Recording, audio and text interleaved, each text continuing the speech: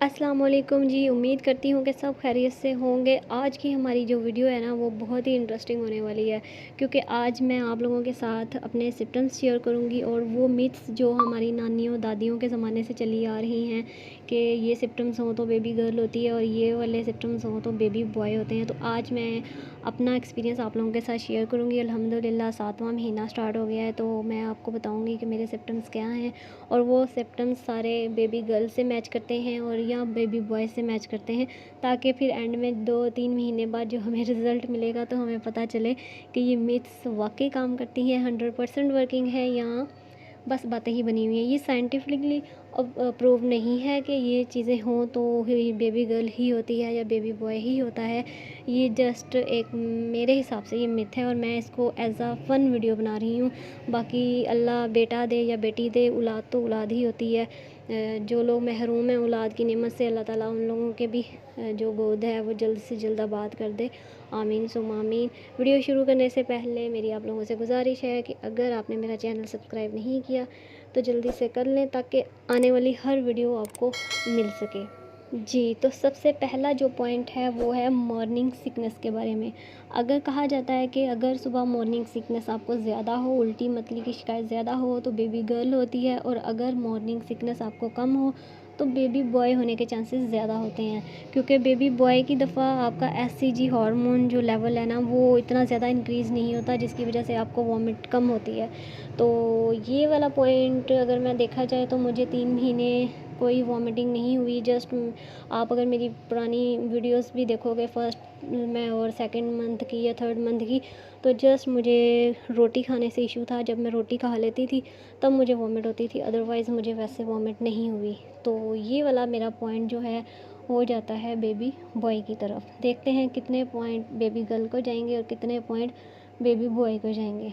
तो आ जाते हैं हम अपने दूसरे पॉइंट की तरफ कि कहा जाता है कि जी अगर आपके बालों में हैवीनेस आ जाए, वॉल्यूम आ जाए और आपके बाल कम गिरना शुरू हों और ग्रोथ अच्छी हो जाए तो बेबी बॉय की अलामत होती है, और अगर आपके बाल थिन हो जाएं और आपके बालों में वॉल्यूम कम हो, गिरना शुरू हो जाएं, तो ये बेबी गर्ल की होती है अलामत। तो मेरे मामले में तो मेरे बालों की ग्रोथ ऑलरेडी अच्छी थी, वैसे ही है जैसे पहले थी, और ये कि मेरे बाल थिक हो गए हैं, मतलब वॉल्यूम आ गया मेरे बालों में। तो ये वाला पॉइंट भी जाता है बेबी बॉय की तरफ। देखते हैं बिटिया रानी कब एंट्री मारेगी।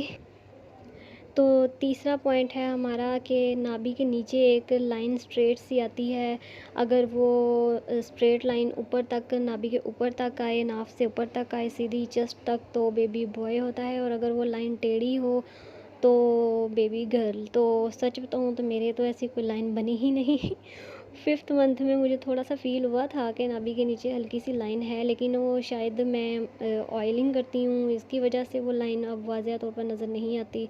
इतना मैंने अपनी स्किन को ड्राई नहीं होने दिया, तो ये पॉइंट तो न्यूट्रल ही रह गया कि ना ये बेबी गर्ल की तरफ जा रहा है ना बेबी बॉय की तरफ जा रहा है। अभी फ़िलहाल 7th मंथ मेरा स्टार्ट है, तो मेरे अभी तक ऐसी कोई लाइन मुझे नज़र नहीं आई।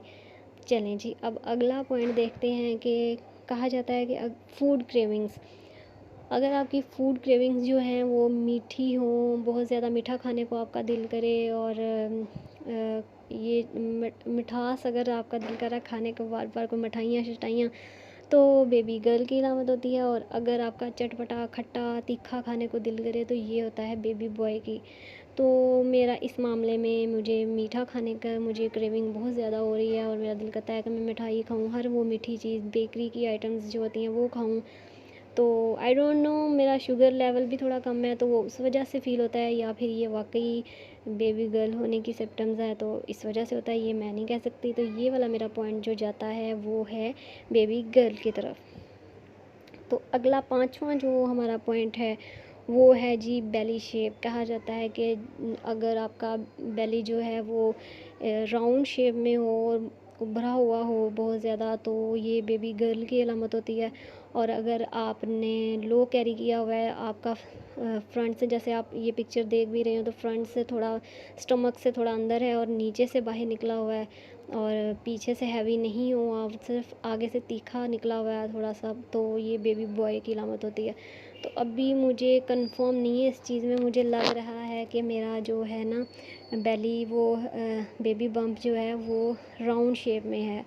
تو کیونکہ میں بہت زیادہ سلم ہوں، پہلے میرے کوئی چربی ہے نہیں تھی، تو اس لیے ابھی اتنا زیادہ واضح نہیں ہوا، لیکن مجھے شیپ جو ہے نا وہ راؤنڈ شیپ میں لگ رہی ہے.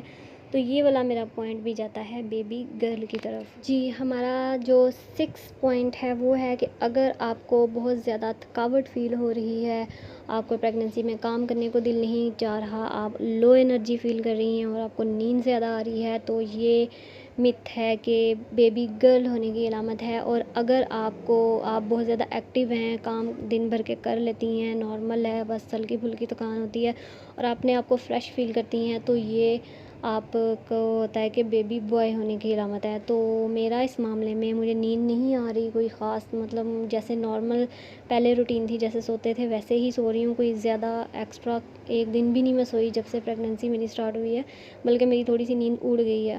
تو اور مجھے ایکٹیو ہوں میں، مجھے بہت زیادہ تھکن وغیرہ کا احساس تو نہیں ہوتا، کہ لیزینس نہیں مجھے فیل ہوتی.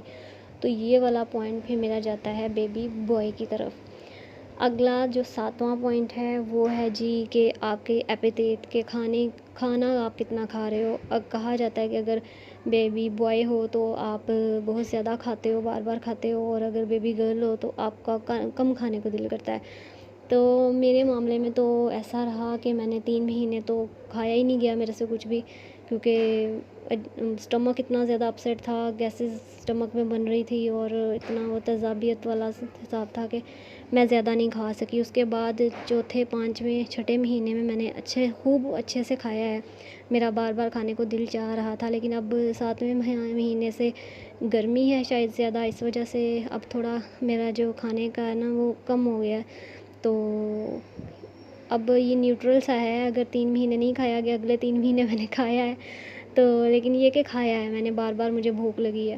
تو یہ بھی میرا پوائنٹ ہم بیبی بوائے کو دے سکتے ہیں، کیونکہ ابھی تک تو میں کھا رہی ہوں صحیح اچھے سے، بار بار کھانے کو دل چاہ رہا ہے میرا. تو جی 8واں جو میرا پوائنٹ ہے نا ہمارا، وہ متھ جو ہم کہہ سکتے ہیں وہ یہ ہے کہ اگر آپ کو موڈ سوئنگز جو بہت زیادہ اگر ہو جائیں، تو چڑچڑاپن آ جائے، کبھی آپ ہنسی آ رہی ہے، کبھی آپ کو رونا آ رہا ہے فضول کسی بات پہ بھی، تو وہ بیبی گرل ہونے کی علامت ہوتی ہے. اور اگر آپ کے موڈ سوئنگز نہ آئیں اور ہلکے پھلکے ہوں اور آپ خوش رہیں، تو آپ کو بیبی بوائے ہونے کی علامت ہوتی ہے.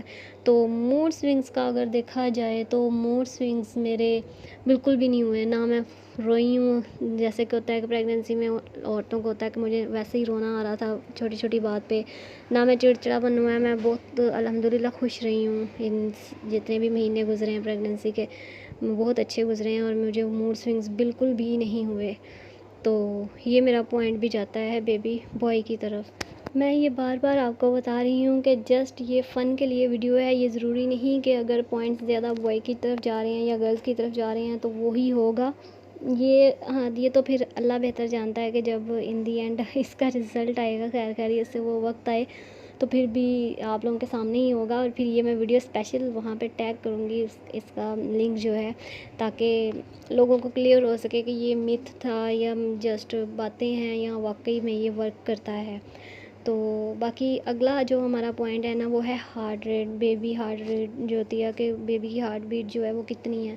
تو میں نے جو نارملی اسکین ریسنٹ کروایا ہے اس میں تو بیبی کی ہارٹ بیٹ جو ہے 140 آئی ہے، وہ میں نے شیئر بھی کیا تھا شارٹ ویڈیو میں اپنی. تو کہا جاتا ہے کہ اگر بیبی کی ہارٹ بیٹ جو ہے وہ 140 سے یا 145 سے اوپر ہو تو بیبی گرل ہوتی ہے، کیونکہ بیبی گرل ایکٹیو بہت زیادہ ہوتی ہے. تو اگر اس سے کم ہو تو بیبی بوائے ہونے کی نشانی ہے. تو میری تو 140 تھی، تو یہ بھی پوائنٹ ہمارا جو جاتا ہے وہ بیبی بوائے کی طرف جاتا ہے.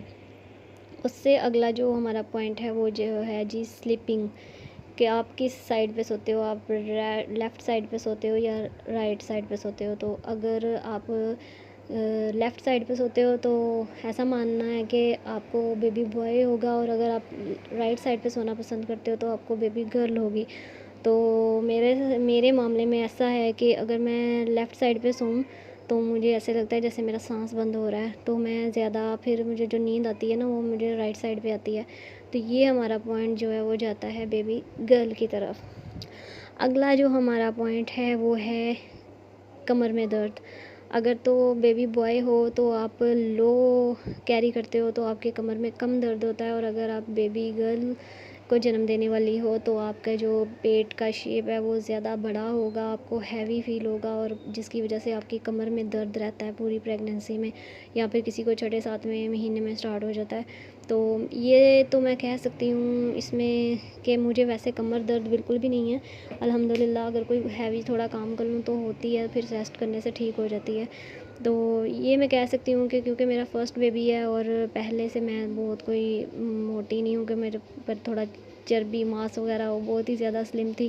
اس وجہ سے میرا پیٹ بھی اتنا زیادہ نہیں شو ہوتا بیبی بمپ، تو اس وجہ سے میں لو کیری کر رہی ہوں. لیکن جیسے میں نے پہلے بتایا کہ میری جو بیبی اس کی بیلی کی شیپ ہے وہ ہے راؤنڈ میں، جو کہ بیبی گرل کی علامت ہے. تو یہ میرے درد نہیں ہو رہا، تو یہ والا جو ہمارا پوائنٹ ہے نا وہ بھی جاتا ہے بیبی بوائے کو. تو اگلا ہم پوائنٹ دیکھتے ہیں کہ آپ کی اگر لیفٹ سائڈ کی لیگ میں پین ہو یا کھچاؤ ہو تو کہا جاتا ہے کہ آپ بیبی بوائے کو جنم دینے والی ہو، اور اگر رائٹ سائڈ کی پین ہو، لیگ میں پین ہو، تو آپ کہا جاتا ہے کہ آپ بیبی گرل کو جنم دینے والی ہو. تو میرے شروع سے ہی جب سے پریگننسی سٹارٹ ہوئی ہے تب سے میرے رائٹ سائڈ کی جو لیگ ہے نا اس میں تھوڑا سا کھچاؤ ہے، ابھی تک ہے. تو یہ میرا پوائنٹ جاتا ہے بیبی گرل کی طرف. دیکھتے ہیں کتنے پوائنٹ بیبی بوائے کو ملتے ہیں. ابھی تک تو زیادہ تر بیبی بوائے کو ہی جا رہے ہیں، اور پھر اس کا رزلٹ بھی ہم دیکھیں گے. تو اگلا جو ہے جناب، یہ کہا جاتا ہے کہ اگر آپ کا P H urine P H جو ہے وہ ایسیڈک ہو تو بیبی گرل، اور اگر الکلائن ہو تو بیبی بوائے. تو میرا تو ایسیڈک نہیں ہے، میرا الکلائن ہے. تو یہ میرا پوائنٹ بھی جو ہے وہ جاتا ہے بیبی بوائے کی طرف. اور ایک جو بہت سارے یوٹیوبرس کو میں نے کرتے دیکھا ہے کہ اگر گھر پہ ایک ٹیسٹ کیا جاتا ہے جس سے آپ بیبی کے جینڈر کا اندازہ لگا سکتے ہیں. یورین لے کے اس کو گھر کا جو کھانے والا میٹھا سوڈا ہوتا ہے، اس تھوڑا سا میٹھا سوڈا اگر آپ یورین میں ڈالیں گے تو اس سے اگر تو ببلز بنیں گی تو بیبی بوائے ہونے کی علامت ہے، اور اگر ببلز نہ بنے تو یہ بیبی گرلز ہونے کی علامت ہے. تو یہ میں آپ کو لائیو نہیں کر کے دکھا رہی کیونکہ پھر بہت میسی سا ہو جائے گا، اور مجھے اچھا نہیں لگا کہ میں ویڈیو شوٹ کروں اس چیز کی. وہ ٹیسٹ بھی میں نے آپ لوگوں کے لیے کیا تھا اور میری تو ببلز نہیں بنی. اور یہ پوائنٹ بھی میں پھر بیبی گرل کو دیتی ہوں. تو جو 15واں جو ہے کہ اگر آپ 20ویں ہفتے میں اپنا الٹرا ساؤنڈ کرواتے ہو یا 21ویں ہفتے میں کرواتے ہو تو بیبی جینڈر کا ایگزیکٹ آپ کو معلوم ہو سکتا ہے. اگر آپ اپنے گائناکولوجسٹ سے پوچھ لو کہ ہم جینڈر معلوم کرنا چاہتے ہیں تو آپ کو 20ویں ہفتے یا 21ویں ہفتے میں کنفرم ہو جاتا ہے. کبھی کبھی ایسا ہوتا ہے کہ بیبی کی پوزیشن ٹھیک نہ ہو یا پھر کوئی اور مسئلہ ہو تو بیبی کی یا لیگ آگے ہو، بیبی پوزیشن میں ایسی ہو کہ الٹا ہو گیا ہو، تو پھر ڈاکٹر کہتا ہے کہ ابھی نہیں پتہ چل رہا. لیکن زیادہ تر 99% 20ویں ہفتے کے بعد آپ کو بتا دیا جاتا ہے کہ آپ کا آنے والا جو ہے وہ گرل ہے یا بوائے ہے. تو امید کرتی ہوں کہ ویڈیو آج کی آپ کو اچھی لگی ہوگی، اور باقی اگر آپ کو کوئی کویسچن پوچھنا ہے تو آپ مجھے کمنٹ سیکشن میں پوچھ سکتے ہو. تو دیکھیں انشاءاللہ کہ کیا ہوتا ہے. بیبی گرل آتی ہے ہمارے گھر میں یا بیبی بوائے آتا ہے، جو بھی آئے ہماری تو پہلی اولاد ہے. پہلی ہو یا دوسری ہو یا تیسری ہو، اولاد تو اولاد ہی ہوتی ہے. اللہ تعالیٰ سب کو اس نعمت سے نوازے. اور مجھے دیجیے اجازت اگلی ویڈیو تک کے لیے. اللہ حافظ.